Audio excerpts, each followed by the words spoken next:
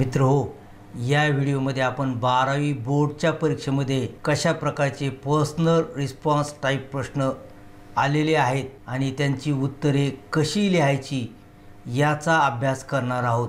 चला तर मग लगेच पाठाला सुरुवात करूयात। मित्रहो नमस्कार, मी डॉक्टर नारायण बिडवे। मित्रहो, पर्सनल रिस्पॉन्स म्हणजे आपले मत आणि पर्सनल रिस्पॉन्स टाईप क्वेश्चन म्हणजे असा प्रश्न ज्याच्या उत्तरामध्ये आपल्याला आपले मत लिहायचे असते। मित्रहो, 12वी बोर्डच्या परीक्षेमध्ये एकूण 6 मार्क्ससाठी पर्सनल रिस्पॉन्स टाईप क्वेश्चन्स विचारण्यात येतात।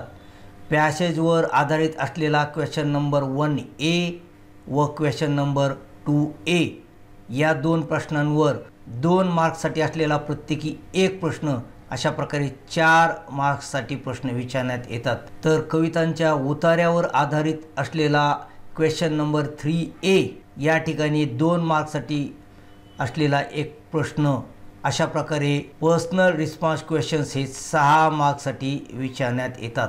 मित्रो, विचार करा, केवळ एकच प्रश्न प्रकार अशा प्रकारे 6 मार्क्ससाठी जर विचारण्यात येत असेल तर हा प्रश्न प्रकार किती महत्त्वाचा आहे। आणि म्हणून मित्रहो, या ठिकाणी आपण जे प्रश्न घेतलेले आहेत हे सर्वच्या सर्व प्रश्न 12वीच्या प्रश्नपत्रिकांमधून घेण्यात आलेले आहेत। आणि या ठिकाणी आपण पर्सनल रिस्पॉन्स टाईप प्रश्नांचे प्रकार, या प्रश्नांची उत्तरे कशी लिहावीत, यासोबतच प्रश्नाचाच उत्तर लिहिण्यासाठी उपयोग कसा करावा, या सर्व गोष्टी शिकणार आहोत आणि तुमचे 6 मार्क्स या ठिकाणी पक्के करणार आहोत। परंतु त्यासाठी मित्रो तुम्हाला एक काम करावं लागेल, ते म्हणजे व्हिडिओ शेवटपर्यंत पाहावा लागेल। कारण जर एखादा प्रश्न तुम्ही सोडला आणि तोच प्रश्न जर परीक्षेमध्ये आला तर त्या प्रश्नाचे 2 मार्क्स तुमचे जाणार आहेत। म्हणून व्हिडिओ शेवटपर्यंत पहा। या ठिकाणी तर आपण 12वी बोर्डच्या परीक्षेमध्ये आलेल्या सर्व प्रश्नांचा अभ्यास केलेला आहे, परंतु मित्रहो आणखी काही वेगळ्या प्रकारचे प्रश्न येऊ शकतील, तर अशा प्रश्नांचा अभ्यास व्हावा म्हणून या ठिकाणी आपण पर्सनल रिस्पॉन्स टाईप क्वेश्चनवर आधारित व्हिडिओ 1 आणि व्हिडिओ 2 हे 2 व्हिडिओज केलेले आहेत। या दोनही व्हिडिओच्या लिंक या व्हिडिओच्या खाली डिस्क्रिप्शन बॉक्समध्ये तुम्हाला मिळून जातील, किंवा आपल्या चॅनलवरील क्वेश्चन नावाच्या प्लेलिस्टमध्ये देखील हे व्हिडिओ तुम्हाला मिळून जातील। चला तर मग आता पर्सनल रिस्पॉन्स टाईप क्वेश्चनचा पहिला प्रकार कोणता आहे ते आपण पाहूयात। मित्रो पहा, पर्सनल रिस्पॉन्स टाईप क्वेश्चनच्या पहिल्या प्रकारामध्ये एक विधान दिलेलं असतं आणि त्या विधानानंतर एक सूचना दिलेली असते। पहा, या ठिकाणी काही सूचना आपण घेतलेल्या आहेत। Write your views, express your opinion, explain the statement, अशा प्रकारच्या काही सूचना स्टेटमेंट नंतर येतील। चला तर मग परीक्षेला आलेला पहिला प्रश्न आपण पाहूयात। पहा मित्रो, या ठिकाणी आपण statement plus write your opinion अशा प्रकारचा प्रश्न प्रकार घेतलेला आहे। चला प्रश्न वाचूया। Those who do wrong things meet with due punishment, अशा प्रकारचं स्टेटमेंट म्हणजे विधान अगोदर केलेलं आहे। आणि त्यानंतर सूचना काय आहे? Express your point of view on the above statement, express your point of view असं म्हटलेलं आहे आणि ऑन द अबाव स्टेटमेंट वरील विधानावर, असा हा प्रश्न आहे। आणखी एक प्रश्न पहा, students should keep away from crime, विद्यार्थ्यांनी क्राईमपासून दूर राहावं असं विधान केलेलं आहे। Write your opinion on the above statement, आणि या स्टेटमेंटवर आपल्याला आपलं मत लिहा असं म्हटलेलं आहे। चला पहिल्या प्रश्नाचं उत्तर आपण लिहूया। Those who do wrong things म्हणजे bad people, meet with due punishment म्हणजे are punished in the end, असे अर्थ या 2 घटकांचे होतात। तर प्रश्नाच्या उत्तरामध्ये आपण तसंच केलेलं आहे। अगोदर काय केलेलं आहे आपण? I agree with the statement that, I agree with the statement असं लिहिलेलं आहे। त्यानंतर दॅट घेतलेलं आहे। त्यानंतर दोज हू डू रॉंग थिंग्ससाठी आपण बॅड पीपल घेतलेलं आहे। आणि त्यानंतर are punished in the end असं आपण कशासाठी घेतलेलं आहे? मीट विथ ड्यू पनिशमेंट यासाठी घेतलेला आहे। थोडा बदल आपण केलेला आहे, परंतु या दॅट नंतर those who do wrong things meet with due punishment असं जरी तुम्ही घेतलं असतं तरी तुमचं उत्तर बरोबर झालं असतं. आणखी एक आपल्याला वाक्य लिहायचं आहे. इट हॅपन्स म्हणजे बॅड पीपल आर पनिश्ड, यासाठी आपण इट हॅपन्स असं घेतलेलं आहे. It happens so because bad deeds have bad results. तसं घडतं म्हणजे वाईट लोकांना शेवटी शिक्षा मिळते. कशामुळे? कारण बॅड डीड्स, वाईट कृत्य, हॅव बॅड रिझल्ट्स, वाईट कृत्याचा परिणाम देखील वाईटच असतो, असं उत्तर आपण लिहिलेलं आहे. दुसऱ्या प्रश्नाचं उत्तर पहा. Students should keep away from crime. Crime म्हणजे गुन्ह्यापासून विद्यार्थ्यांनी दूर राहावं असं विधान केलं आहे अगोदर. आणि त्यानंतर write your opinion on the above statement. वरील स्टेटमेंटवर आपलं मत लिहा असं म्हटलेलं आहे. तर आपण कशी सुरुवात केली पहा. I agree with the statement. पहा इथे सुद्धा I agree with the statement असंच लिहिलं आहे, इथे सुद्धा तसंच लिहिलं आहे. त्यानंतर इथे सुद्धा दॅट घेतलं आहे आणि या ठिकाणी मात्र आता ते स्टेटमेंट जशाच्या तसं घेतलं आहे. Student should keep away from crime. मित्र तुम्ही इतकं लिहिलं तरी तुम्हाला 1 मार्क मिळेल. आता पुढचं एक्सप्लेनेशन आपण काय घेतलेलं आहे. The main work of a student is to study. विद्यार्थ्याचं मुख्य काम असतं अभ्यास करणे. His parents expect that he will be a good citizen. विद्यार्थ्याचे आईवडील अपेक्षा करतात. काय अपेक्षा करतात? की आपला मुलगा चांगला नागरिक होईल, म्हणून विद्यार्थ्यांनी गुन्ह्यांपासून दूर राहावं असं स्पष्टीकरण आपण दिलेलं आहे. चला आणखी काही प्रश्न पाहूयात. An ill-mannered fellow is harmful to our society. Ill-mannered म्हणजे वाईट स्वभावाचा. ऑन सेईंग प्लीज नावाच्या पाठामधील उतऱ्यावरील हा प्रश्न आहे. An ill-mannered fellow is harmful to our society. आपल्या समाजासाठी घातक असतो असं विधान केलेलं आहे. आणि त्यानंतर पुढे एक सूचना काय आहे. Explain the statement in your own words. आपल्या शब्दात त्याचं स्पष्टीकरण द्यायचं आहे. एक्सप्लेन म्हणजे स्पष्टीकरण द्या. तर पुढचा प्रश्न पहा. Travelling is an interesting teacher. प्रवास हा एक चांगला मजेदार शिक्षक आहे असं सांगितलेलं आहे, असं विधान केलेलं आहे. आणि त्यानंतर सूचना काय आहे. Write your views. आपलं मत आपल्याला लिहायचं आहे इन 3-4 सेंटेन्सेस. 3-4 वाक्यांमध्ये आपलं मत आपल्याला या ठिकाणी लिहायचं आहे. चला पहिल्या प्रश्नाचं उत्तर लिहूया. An ill mannered fellow is harmful to our society. याचं उत्तर कसं लिहिलं आहे आपण. I agree with the statement that. पहा इथे सुद्धा आपण I agree with the statement घेतलेलं आहे आणि त्यानंतर दॅट घेतलेलं आहे. आणि त्यानंतर an ill mannered fellow is harmful to our society हे जसंच्या तसं घेतलेलं आहे. म्हणून मित्रो पहा या प्रश्नाचं उत्तर लिहिणं किती सोपं आहे. अगोदर I agree with the statement घ्यायचं, त्यानंतर दॅट लिहायचं आणि त्यानंतर दिलेलं विधान जसेच्या तसं घ्यायचं. आणखी काय माहिती आहे पहा. An ill mannered fellow creates arguments and fights. Ill mannered fellow म्हणजे वाईट स्वभावाची व्यक्ती काय करते. निर्माण करते. काय निर्माण करते. आर्ग्युमेंट्स म्हणजे वादविवाद आणि त्यानंतर भांडणं या व्यक्तीमुळे सुरू होतात किंवा तयार होतात. Other people get disturbed. इतर लोक डिस्टर्ब होतात by his bad manners. Ill mannered फेलोच्या बॅड मॅनर्समुळे इतर लोक डिस्टर्ब होतात असं हे उत्तर आपण लिहिलेलं आहे. पहा travelling is an interesting teacher या विधानाचं काय स्पष्टीकरण आहे. I agree with the statement that. I agree with the statement that. आणि travelling is an interesting teacher हे जसंच्या तसं घेतलेलं आहे. म्हणून मित्रो स्टेटमेंट आणि त्यानंतर राईट युअर ओपिनियन सारखा प्रश्न आला तर त्याचं उत्तर जवळपास असंच आहे. I agree with the statement, त्यानंतर दॅट आणि त्यानंतर दिलेलं स्टेटमेंट आणि त्यानंतर आपल्याला स्पष्टीकरण लिहायचं आहे. By travelling man meets many people. प्रवास जर आपण केला तर अनेक लोकांना आपण भेटतो.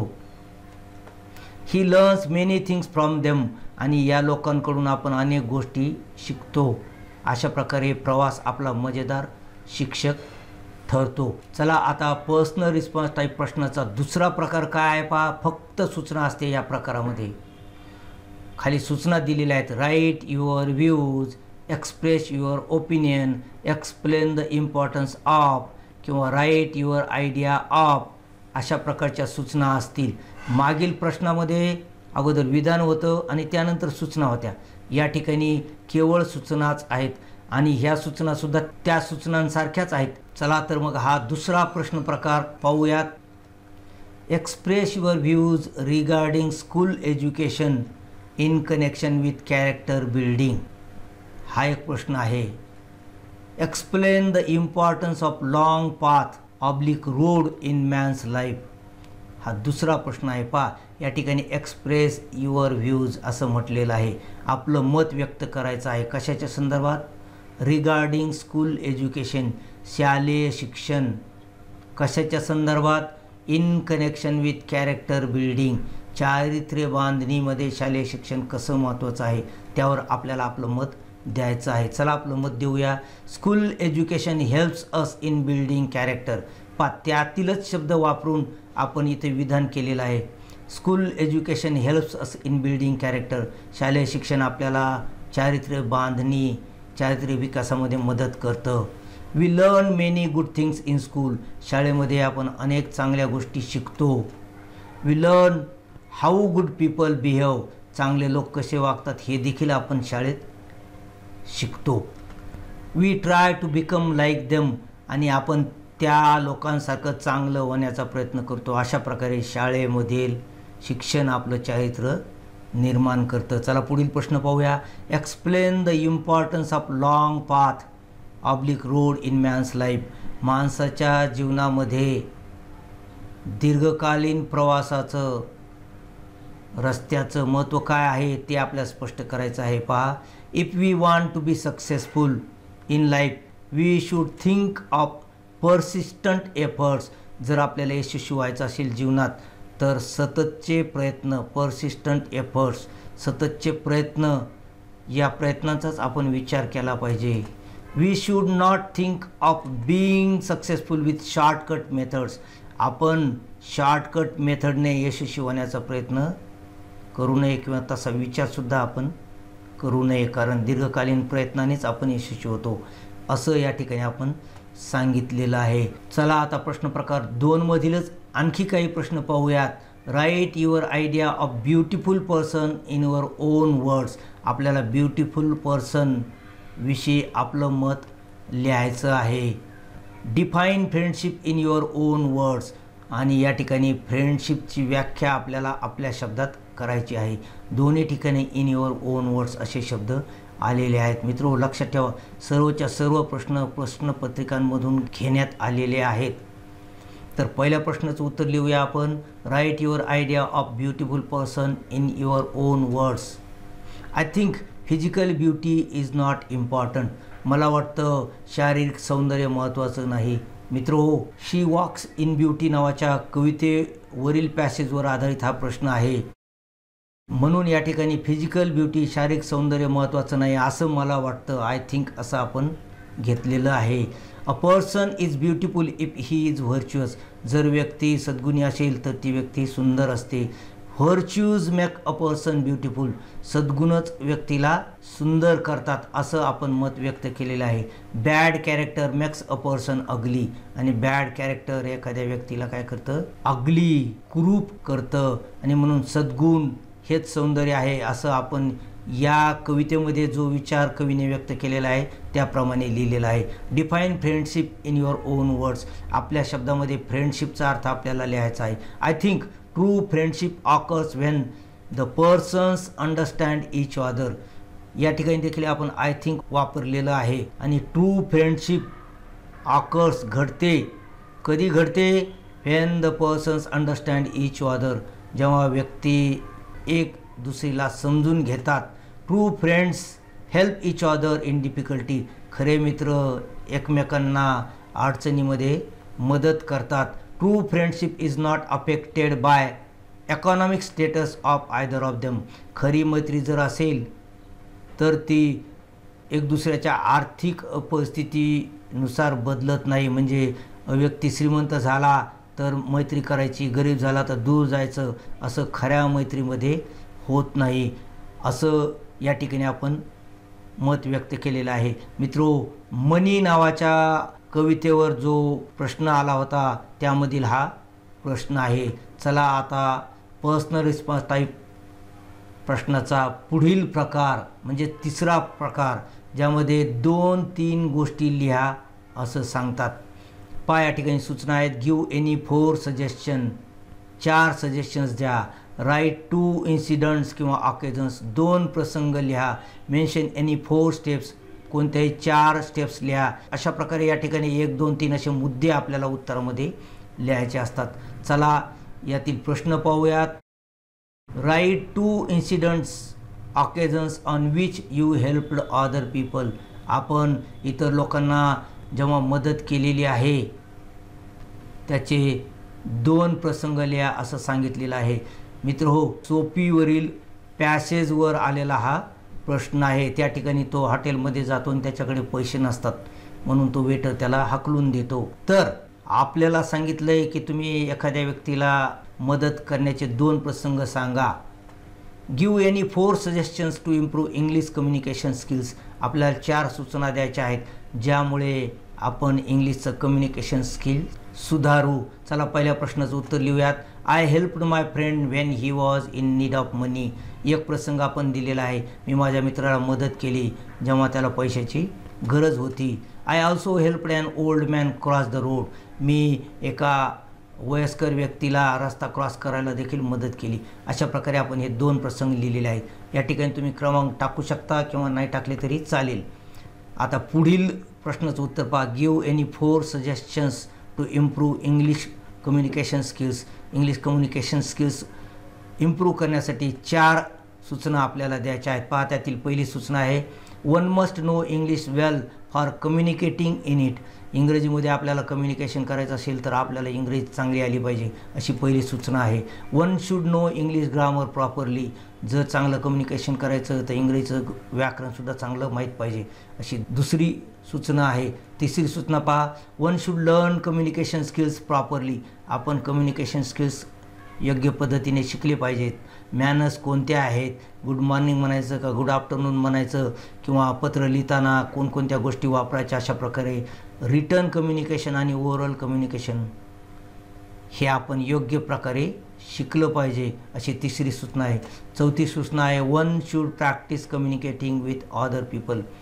आणि सगळ्यात महत्त्वाची सूचना आहे आपण इतर लोकांसोबत कम्युनिकेशन केलं पाहिजे. इंग्लिशमध्ये संवाद केला पाहिजे, कॉन्व्हर्सेशन केलं पाहिजे. त्यामुळे आपलं कम्युनिकेशन स्किल सुधरेल. प्रॅक्टिस मेक्स मॅन परफेक्ट असं आपण म्हणतो. अशा प्रकारच्या 4 सूचना आपण कम्युनिकेशन स्किल्स इम्प्रूव्ह करण्यासाठी घेतलेल्या आहेत. मुद्दे आपल्याला लिहावे लागतात. चला आता प्रश्न प्रकार 4 आपण पाहूया. या ठिकाणी WH प्रश्न असतो. What would you do. तुम्ही काय कराल विशिष्ट परिस्थितीमध्ये, तुम्ही काय कराल. हाऊ विल यू रिॲक्ट किंवा हाऊ विल यू हेल्प किंवा why do you think that person behaved in that way. अशा प्रकारचे प्रश्न आहेत. म्हणजे तुम्ही सोपीच्या ठिकाणी असता तर काय केलं असतं, तुम्ही मनीमधील कवीच्या ठिकाणी असता तर काय केलं असतं, तुम्ही शी वॉक्स इन ब्युटीमधील कवी असता तर काय केलं असतं. अशा प्रकारचे प्रश्न या ठिकाणी विचारण्यात येतात. चला यातील प्रश्न पाहूयात. Suppose you are a manager of a hotel. A poor boy has taken dinner in the hotel and then he found he has not enough money to pay the bill. पहा, सोपीप्रमाणे एखादा मुलगा तुमच्या हॉटेलमध्ये येतो आणि तुम्ही त्या हॉटेलचे मालक आहेत आणि जेवण केल्यानंतर त्या मुलाच्या लक्षात येतं की आपल्याकडे पैसे नाहीत. मग तुम्ही त्याला काय करणार, त्या वेटरप्रमाणे फेकून देणार का बाहेर, असा प्रश्न विचारलेला आहे. पहा, describe how you will react in the situation. या परिस्थितीमध्ये आपण कसं वागू हे वर्णन करा. आता या ठिकाणी डिस्क्राईब शब्द न घेता direct how will you react in the situation असं देखील येऊ शकलं असतं. म्हणून हा प्रकार आपण या 4थ्या प्रकारामध्ये घेतलेला आहे. हे डिस्क्राईब आपण काढून देखील टाकू शकतो आणि या ठिकाणी सब्जेक्ट व्हर्बचं इन्व्हर्शन होईल, हाऊ विल यू रिॲक्ट वगैरे. तर पाहायचं उत्तर. I shall make sure that he is speaking true. मी अगोदर खात्री करील की तो मुलगा खरं बोलत आहे. I shall tell him not to worry about the bill. आणि नंतर मी त्याला सांगेल की बिलाची काही तू काळजी करू नको. I shall also give him some money if he needed. जर त्याला गरज असेल तर काही पैसे देखील मी देईल. अशा प्रकारचे हे 3 आपण आपल्या रिॲक्शन्स दिलेल्या आहेत. चला यातील पुढील प्रश्न पाहूयात. We come across many colours in life. These colors have different types of effects and influence on our life. Write in your own words how colors affect us in different phases of our life. जुलै 2022ला आलेला हा प्रश्न आहे आणि Indian viewers नावाच्या कवितेवर हा प्रश्न आहे. जीवनामध्ये अनेक प्रसंगी आपण रंग वापरतो आणि या रंगाचे आपल्यावर वेगवेगळे परिणाम देखील होतात आणि अशा प्रकारे how colours affect us in different phases of our life. आपल्या जीवनाच्या वेगवेगळ्या प्रसंगी कशा प्रकारे रंग परिणाम करतात हे आपल्याला लिहायचं आहे. या ठिकाणी देखील write in your own words असं दिलेलं आहे. हा भाग नसता तरी काही फरक पडला नसता. हाऊ डू कलर्स अफेक्ट असा प्रश्न तयार झाला असता. चला याचं उत्तर पाहूयात. To celebrate Holi we play different colours. आपण होळी खेळत असताना वेगवेगळे रंग वापरतो म्हणजे आपल्याला रंग वापरून आनंद होतो. When we are sad we use black colour. आपण दुःखी असतो तेव्हा ब्लॅक कलर वापरतो. Every religion uses a particular colour for its flag. प्रत्येक धर्म आपल्या झेंड्यासाठी एक विशिष्ट रंग वापरतो म्हणजे प्रत्येक धर्माचा झेंडा हा कोणत्या तरी कलरचा असतो. अशा प्रकारे रंगाचा उपयोग, रंगाचे परिणाम आपल्या जीवनावर होतात. मित्रो, अशा प्रकारे आपण जास्तीत जास्त पर्सनल टाईप प्रश्नांची उत्तरे या ठिकाणी लिहिण्याचा प्रयत्न केला, परंतु आणखी काही प्रश्न या ठिकाणी राहिलेले आहेत. हे प्रश्न तुम्ही व्हिडिओ पॉज करून वाचा आणि या प्रश्नांची उत्तरे या व्हिडिओच्या कॉमेंट बॉक्समध्ये लिहा. मी तुमची उत्तरे बरोबर आली की नाही पाहील, परंतु मित्र हो, सर्वच प्रश्नांची उत्तरे मला तपासता येतील याची काही गॅरंटी नाही. म्हणून तुम्ही आपला 12th इंग्लिश नावाचा व्हॉट्सअप ग्रुप आहे, या ग्रुपची लिंक या व्हिडिओच्या खाली डिस्क्रिप्शन बॉक्समध्ये दिलेली आहे. त्या लिंकवर क्लिक करून त्या ग्रुपमध्ये सामील व्हा आणि या प्रश्नांची उत्तरे तर तुम्हाला त्या ठिकाणी मिळतीलच, यासोबतच 12वीचा अगदी घर बसल्या तुमच्या वेळेनुसार तुम्ही त्या ठिकाणी अभ्यास करू शकाल. आणि मित्रो, फक्त 12वीसाठी नाही तर तुम्हाला पुढील शिक्षणासाठी सुद्धा हे चॅनल उपयोगी येणार आहे. म्हणून चॅनलला सबस्क्राईब करा. आशा करतो की व्हिडिओ तुम्हाला आवडला असेल. व्हिडिओ आवडला असल्यास त्याला लाईक करा, आपल्या मित्रांसोबत व्हिडिओ शेअर करा आणि चॅनलला सबस्क्राईब करून त्याच्या बाजूची बेल आयकॉन देखील दाबा. त्यामुळे चॅनलवर यानंतर येणाऱ्या व्हिडिओची सूचना तुम्हाला सर्वप्रथम मिळेल. आणि मित्र हो, 12वी इंग्लिशवर या ठिकाणी दिलेले हे महत्त्वाचे व्हिडिओ अवश्य पहा. भेटूया असेच पुढील व्हिडिओमध्ये. तोपर्यंत have a good day. Thank you.